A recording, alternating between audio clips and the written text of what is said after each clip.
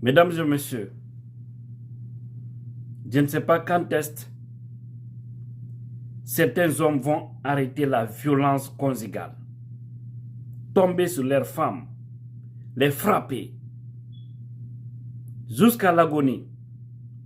les détruire, les défigurer complètement. Je ne sais pas quand est-ce cela va cesser. Il y a une jeune dame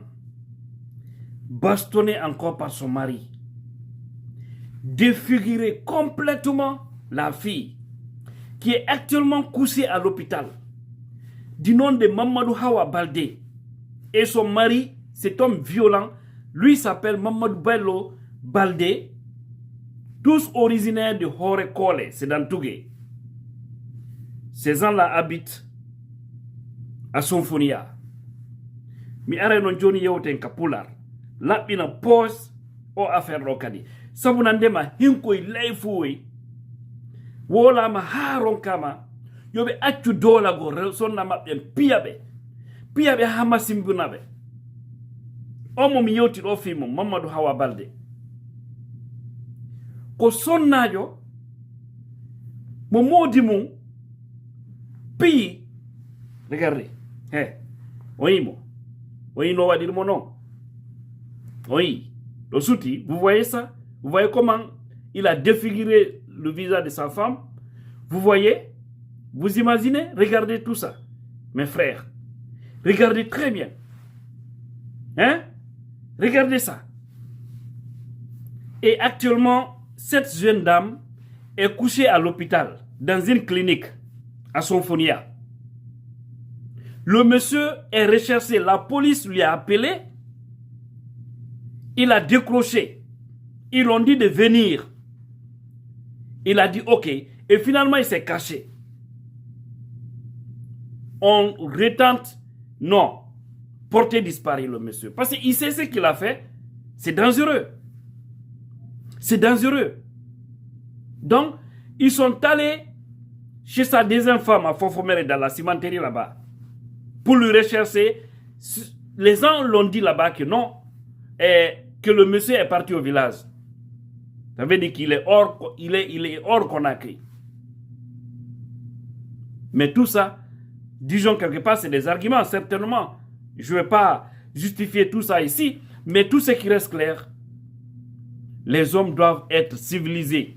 Ils doivent accepter d'être civilisés. Ils doivent arrêter la violence contre leurs épouses.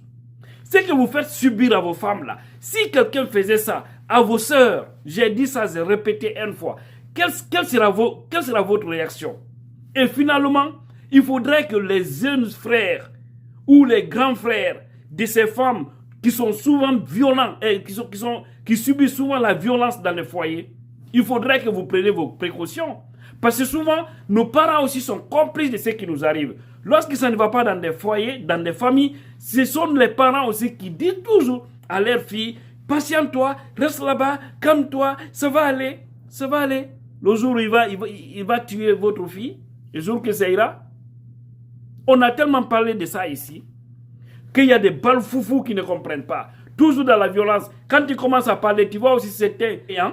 te dire oui, mais il y a aussi des femmes violentes. Mais si ta femme est violente, c'est toi le responsable de la famille. Tu ne peux pas la laisser, ou bien c'est obligatoire de vivre ensemble, si ça ne va pas. Tu ne peux pas dire non, toi, tu ne peux pas vivre avec elle. Pourquoi la garder alors? Tu sais qu'elle est violente. Jusqu'à ce qu'il y ait problème dans le foyer. Nous savons, il y en a des femmes aussi qui sont violentes. Mais si moi je sais tout de suite que ma femme elle est insupportable, mais je ne peux pas rester avec elle pour ne pas subir l'irréparable. Hein? Mais pourquoi faire du mal aux femmes? Pourquoi? Vous avez quoi à gagner dans tout ça? Et tout ça aussi, c'est à cause de la dépense. Et aussi, il y a d'autres problèmes antérieurs que je vais développer tout de suite. D'autres problèmes antérieurs. Il faut ko nous onon dolanto don sonnabe piyabe ha masimbunabe oyi o sonnajo on mi holliri non oyi mo ndare no yeso bano adama woniri musibe fi Allah avec ça avec des coups de poing tawan ko ya jettu be nguma mi woliɗo fi sonnajo on non ka jimbal ɗon humpiti fiɗu no o yawanko ka ɓaawo sonnajo reedujo oɗo kadi o yi oɗo kadi ko yeeso gonde figira awa joni ɓe waɗin ɗo systéme il faut que ɗum ɗo change joni noon wana o gorko wona innaɗo ɗo moodi o jiwo o jombu o wo hari hay fus wala kañum suka o hay fus hay tamaru wala koko jombi o sonnajo esiraɓe makko ɗum ko baaben ɓeygu makko o jiwo waɗa ɗum ɗo ko ɓe wonanimo sabu o heɓi départ no andirton ko ɓenta konko mo bambuɗa ŋatatama ɓe wonanimo sabu ɓe udditanimo magasin farine ɗum o ko T5 waɗi magasin o ɓe udditanimo ɗon ɓe naɓanamo farine o yeeya ɓe naɓa o yeeya woni noon ha fayda mbuɗɗi yee ko yata 200 millions no andirton tawi kadi jakka kañum gorkon o ƴette kadi farine jungo woɓɓe o ara o yeeya joni noon mbuɗɗin ɗuuɗi ko honɗum o waɗi ko suuɗagol suuɗo yaha Angola hay ɓeygu makko o sonnajo makko wonnanmo ono marani no pay ko gotum o immi o yangola o tappi toon duuɓi 4 duuɓi 5 toon marsirali mo ko yehi ɓeɓe o ñawli mbuuɗi ɓen arani debbon arani ɓeygu makko inde modima no ñawli men joni noon an o men accitatama ha men hetta mbuuɗi amen ni ɓe ƴetti o debbo ɓe naɓimo ɓe nanmo garde à vue joƴƴinimo garde à vue autorité o inni kadi himo toon ko mawɓen baaɓe makko immi ɓen kadi himo jogitani ɓen 200 millions ko ɓen immi yehi ƴetti garanti ka commissariat toon signe wonandema yo ɓe accutu ɓe darano ɓe yoɓiran mbuɗɗi ɓe o yehi Angola marsirali mo o immi kadi o arti lagine ko arti mawɓe inni joni ɓe arti wallume men hetta mbuuɗi amen ɗi walla men ɓeya kadi hetta mbuuɗi maɓɓe ɗi tawi noon ko woyi kadi o piyaygo ɓeygu makko wona ara ɗum ni kono min fensida joni kadi ɗum ɗon par ce que min wooli tike min yewti mawɓe min yewtike kono ɓe ala famude hoto ɓe force ɓiɗɗo maɓɓe wonugol e dewgal ko tawata ko yiite jahannama won ton ɓe wolnama ɗum ɓe nanata ɓe famata ko woni wo ko moñño ɓiɓɓe maɓe barkay ɓiɓɓe goɗɗo no barka yiite subange yiite ni joni noon so warimo noon o maayi ni ɓiɓɓe ɗon waɗa honno rewɓe kadi hulayɓe fiyarayɓe seedida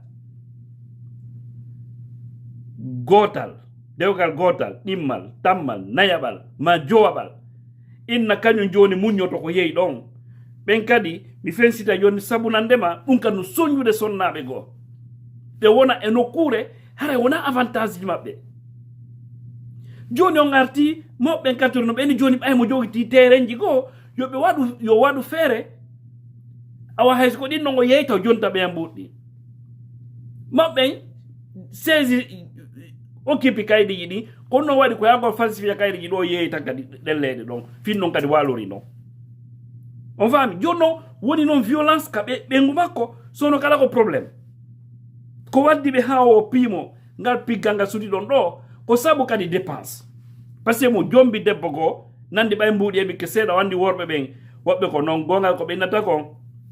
goroy goo ko so mbuuɗi heɓike e seki récompense ugol ɓeygu maɓɓe ko ƴettogol kadi debbo ko addanada mo ɓe yangodi on wallitiɗo ɓe on waɗi piiji ɗi fof kono ɗo wonni récompense on vraiment wallilan joni abbo mi jomboya goɗɗo mi adda ko ukka yiite ka suudu joni mo jombi debbo gonɗo no fofo mere cimenterie o debbo ɗo mo sonfuni mo wonde makko e mo wonde payku makko payku kum ɓuri ɗon duuɓi 10 e ko fawi o nanga o piyamo o jonnata dépense o watta fus payku ngu ay fi l'école payku ngu ko on debbo cippi ko gorko ko yehi Angola fo fus o hay pippiro waddanali fayda sonnajo makko himo jokki toon life makko ko debbon watta piiji ɗi 10 e ɗiɗi fi payku makko kum no yangi ha maayi moɓɓen kadi e souciji ɗin e probléme ji nano e ñaamo joni mboɗi lannino joni noon kañum gorkon hande o suuɗike par ce que ɓe naɓi haala ka police kono o waɗi ɓe noddimo o décrosi ɓennimo ɓe faalayo ɓe yiidu yo yaw ma ɗum ɓe imminay ko yanamo kono waɗi ɗo innoke mo arde o suuɗi ɓe noon yeyi non haka makko ka ɓengu makko sonnaño makko ɗimo on fofomere o ɓe yeyi ton kono ɓe tawali mo ɓen ton inni o yefuta e yewtere maɓɓe kono ɓayno haray piiji ɗi no développi police o siko sooɓe so tawi tum ɓe faala nangudemo ɓe waymo nangude so tawi ɗum ɓe yalta leendi ɓe wawi wadde jungo e makko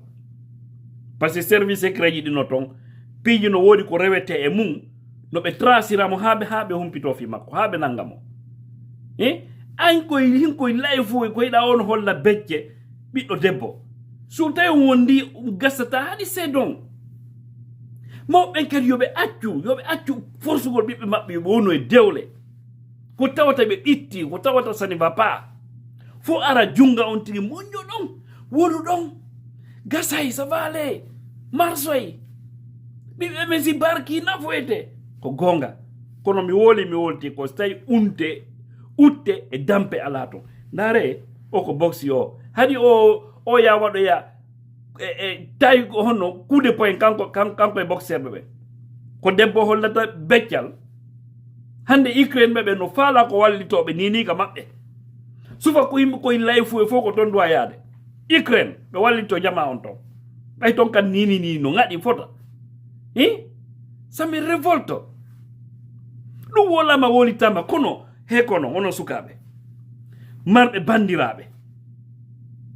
ɓay tun goroye layfu e ko inni koye sansata par ce que ko wonne waɗiran ɗi vidéo ji ko fiyo mentalité ji wonɓe des hommes violents yimɓe wonɓe ɓen trop violent ko ɓe sansu par ce que min katike hendagol photo kañum gorko so min hendinomo min liilaynomo adunallan fo yiyamo kono ɓen makko ala photo makko hay goto andi bomɓe ɓen ko yiɗon ɓeɓe woni réticent quoi c'est que ɓe yiɗata cugol trace bonɗo tigi tigi o yiɗata cugol trace par ce que ko se humpitino fi makko liilenmo no kesa e nder ɗum o wawayno yaltitude ma en tout cas anduɓe mo wawaynomo iwde nokkugol e repéra mo on faami kono onon jogtiɓe bandiraɓe komi yetto o contrôle bandiraɓe mon ɓen contrôle ɓe e dewle maɓɓe ɗen par ce que mawɓe joni wona en accir neniraɓe men babiraɓe men programme ji ɗin par ce que kamɓe on ko woni o ko muñño fanko hay ɗum kadi andi kotiraɓe go kadi e jajiraɓe no tawa e ɗum tentinima woɓɓe ɓen e situation ji go so tawi ɓe andi gorko no mari mbuuɗi nandi pour des intérêts ɓe ara ɓe andi ɓe jaggi on debbo ɗon ɓe wawi rewde ɗeɗaɗɗo ɗum ko marɓe ɓe moyen kono mi yeeto toon kala piiɗo miññirawmo te o pas hara ɗon andi pellet miñam mon bonna o waɗa fus ma ɗum jaaja mon ɗum andi pellet o bonna o waɗa fus hara gorko on doolimo tumɓare mo mari ɓurmo doole koyen waɗu tolérance zéro yo ko yaltu taw yaltu ɗaɓɓite kañum goron kun kala ko yiɗon kun soofine kun ha ko giile soofine kun ha kun jillindira o jiye kosan o yara par ce que ko laye fuyagal ɗon onon alamo hollon pecce sina sonnaɓe mon ɓen si gassa taw seeɗata e maɓɓe so tawi o inniyawa koɓe insupportable hare on wawata on de maɓɓe par ce que rewɓe ko kan no wondi koɓe violente rewɓe ko kan no woodi sabu maɓɓe koɓe ƴoggu tun hore gorko on sa ndaare tawi ɗum gassata ko woni le premier responsable e dewgal ngal ɓaare onon kadi mawɓe min torike on acce sonnaɓe go kadi no anda no wooda so tawi tum ɓe heeɓi dewgal gotal ngal moƴƴirali ɓe woni e ɗimmal ngal moƴƴirali ɓe heeɓi e tammal ngal moƴƴirali ɓe hay so soñjaji no ton ɓe hulay ma ɓe maapo ɓe inna joni o ɓe jooɗo ɗon ɓe muñño ɗon ɓe inna ɓe muñño ɗon fii wotonni maɓɓe nen bonu ha façon go par ce que wandi ko généralement ko ɗum innete ko yimɓe ɓe inna e woni goɗɗo sa yi goɗɗo seediɗama nde wota laaɓi ɗi laaɓi tati koye makko woni na e luttuɓɓen woɓɓe noon no woodi sonnaɓe kan no woodi ɗum koko anda haray Allah welnaali ɓe hoore ɓe fottugol e ɓiɗɗo gorko yurmeteɗo neɗɗo kelɗuɗo ɓe wawi heɓude ɗo dewgal aranal haray pelletna kamɓe woni probléme o mais ɓe hawrodira e gorko laye fuujo on manipula ɓe waɗa ɓe piiji tawata maɓe seeda ɓe yaha kadi gongal go ɓe hawrodira kam e gorko taafum laye fum ɗon kadi men wona probléme taw finalement ma o yalta ɗum o yaha kadi o tammal o toro Allah nokkumo dewgal go o yaha ngal dewgal ɗon tawata ngal ɗon kadi vraiment siki ko maafe goto ko maafe namala muru ɗon noon wayna joni habbo nani mi jooɗo mi muñño par ce que so wi ɗon hara o heɓi ñakko yimɓe ɓen heewo ko seeɗiɗaɗo ko seeddeteɗon ne wondata e dewgal ɗum oton jugir yimɓe ɓen noon oton jugir hay goto noon par ce que cas exceptionnel no woodi woɓɓe gonno toon ko vrai ko gonga hara kamɓe woni wondotako mais woɓɓe ko kadi no toon ko angal welgol hoore hawrodirgol e ɓiɗɗo yurmeteɗo vraiment ɗum ɗo yo change en noon joni e o société men yo ɗum ɗo change fine seeɗa goroye boɓowoy goroye layfoy gore fuusanteɗi oy onon mi wolani on onon zenɓe kala piiɗo jajamo yaha ukko yiite makko son andi jajamo na ɗaɓɓitowo son andi jajamon ko muññiɗo na waɗowo gere son andi jajamon par ce que mo kala no andi mo mum o kono son tawi tum pelle to bagotomoni ɗaɓɓitemo kala koyɗomo hellindiromo par ce que font exprès joni noon ɓe jokkina on tigi ara kamɓe ɓe jokki looveji maɓɓe kamɓe sonnaɓe goto oɗo wontida probléme e famille ji mum ɗi on yaafoto miiɗa yennugol kono franchement soɓe ɗo ko duwaɓe seebulannede onon o hersata on mawnata e hakkil on mawnata e faamu onon ko sonnaɓe mo holloton doole ko sonnaɓe mo ayiya kadi goroye layfoy goo a fu to wolde ɗumen non mon frère nani ɗum ɗo andi rewɓe gonton ɓe wondotako ɓe ma soofinaɓe si famoti noon an kadi mo soofini bandirawo ma ko honno wiyata welete ndeɗa waɗa ñemako e temmere goɗɗo watta temmere ma ndaara so tawi no muusi après waɗa continuera noon franchement c'est dégueulasse no yurmi quoi no yurmi mawɓen kadi acce muñe goɗɗo ko Allah okkuma o jaɓu jogoɗa wota anudu e ɓiɓɓe ma woni rewɓe woni worɓe par ce que woɓɓe kan no anda ɓe wawa heɓude ɓiɓɓe hare ko rewɓe ɓurɗudde worɓe mawɓe ɓe maapodo e maɓɓe ɓe ƴetta ɓiɓɓe ɓe okkitira mo ɓe yiwo ɓe tefata moralité ji ɗin hara ɓe maapi tum lamari ɓiɓɓe ɗiɗo rewɓe lamari ɓiɓɓe tato rewɓe lamari ɓiɓɓe nayo jowo komo mi okkatumi o ɗaɓɓude woton ɗaɓɓumo okkon tum ɗaɓɓe wonduɗo e jikke ko Allah noon ɗo wonani par ce que meɓe soɓe arde fi jombugol a sikka maɓɓe ala ko ka wondigal tagaɗo andete goɗɗo e nawmo moƴƴi mo waɗni wattitirni wonde taw andon so tawi kono woniri par ce que andata goɗɗo à distance ko son frottement waɗi andon fi makko hara o sonnajo ɗo en torike Allah ndikkimo jang nini mo waali e clinique e symphonia ɓe fof maɓe ko ɓe hoore koole ɗum ko tugue ko amen ɗum ɗo noon koyo men tonga men hirsu him koye layfu e piyay koye rewɓe taafu en kon taafuɓe kon fus an kala ndaruɗo lanɗo sa andi ko ɗum woni golle ma andu ka zéro jo ka fus siɗa mari becce yaw gore ma ɓe no ka yaasi waɗon toon kamoye ene naargol holla debbo mo ala doole mo Allah itti doole ɓandu e mum hare ko hargol an holla on ɗon beccilma ma beccuma hay sa piye goɗɗo piyimo piggal sariya kono utto dampa parmina a feetu kala piituɗo min jajirawo mo yaha ukko yiite makko so tawi jajamo na ɗaɓɓutuɗo so tawi noon ka jajamon ko ɗaɓɓutuɗo inne jajamo on tonga on hirsu yoɓe teddi modiboɓe maɓɓe ɓe yoɓe teddimɓe ɓe waɗu teddungal e muɗum an kam noon gorko si gasata jonnotu ɗa andi ko ittuɗa ɗon oya voilà par ce que a innaka ya ne'u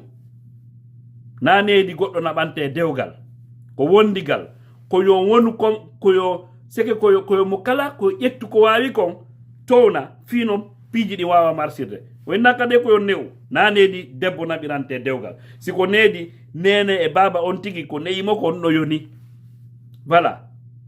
hin koye taafoyi mo koronu mo kuntanu ça fait mal quoi ha goɗɗo woltana men ɗo goɗɗo kan waɗi goɗɗum ɓe ɗaɓɓita on tigi mais ukka ko umata e saƴata e makko e fou yen comme ça